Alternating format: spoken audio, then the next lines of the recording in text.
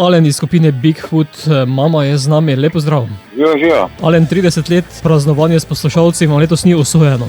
Ja, žal ne, to so pač večje stvari od nas, večje od človeka oziroma pač večje od narave in pač nimamo vpliva, objektivna dejstva in smo rekli pač, da si raje vzamemo še malo več časa, ker pač enostavno ne moremo zagotoviti izvajanja vseh teh predpisov, ki se itak pa spreminjajo iz tedna v teden. Koncert ste torej z 3. oktobra letos prestavili na 2. oktober prihodnje leto.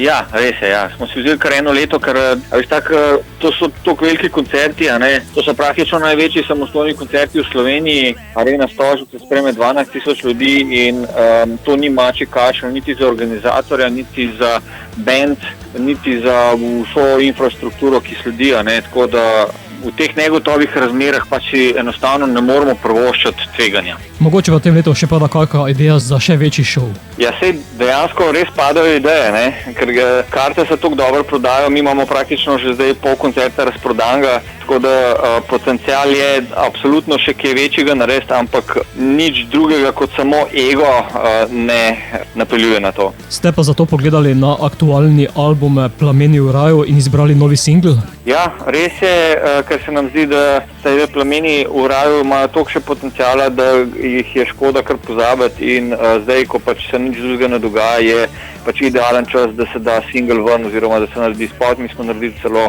animirani video spot, nas sicer ni noter, ampak je zelo dobra igriva umetniška zadeva. Izbrali ste udarno skladbo Nekaj je na njej?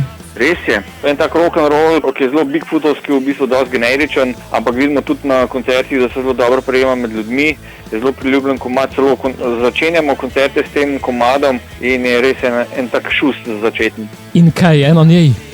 Ja, to je pa interpretacija vsakega posameznika. No, kažete pa, da rock'n'roll ne bo umrl? Ne, definitivno ne bo, ker ena korona ga pač ne bo mogla izriniti iz obličja zemlje, ker rock'n'roll se pač nosi v srcu in do tam pa korona nima dostopa. Alen, ste v tem času morda pripravili tudi že kaj novega materiala? Dela se, mislim, ideja skozi nastaja. Jaz sem imel dovolj časa, da sem se prepustil kreativnosti in sem doma posnel oziroma sestavil vsaj osnovo. Kar 12 komadov imam na lagerju. To je super arzenal za naprej, za prihodnost Bigfootame, ampak kot rečeno se nam ne mudi. Zdaj najprej ta koncert moramo speljati, tako da imamo mi še veliko let pred sabo in bo ta material gotovo prav prišel. Aktualno bova sedaj spustila tudi našim poslušalcem, zato za konec povej, kaj je na njej. Kot rečeno, to si mora pa vsak sam interpretirati. Gre za, recimo, dostikrat se zgodi, da ti je nekdo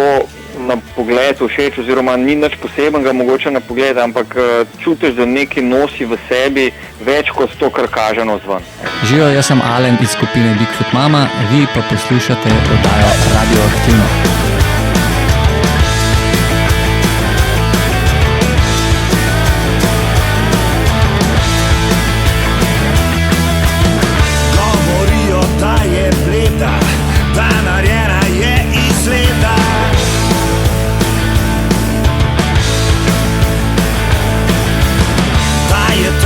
Kakor kamen, da gori kot hladen plamen.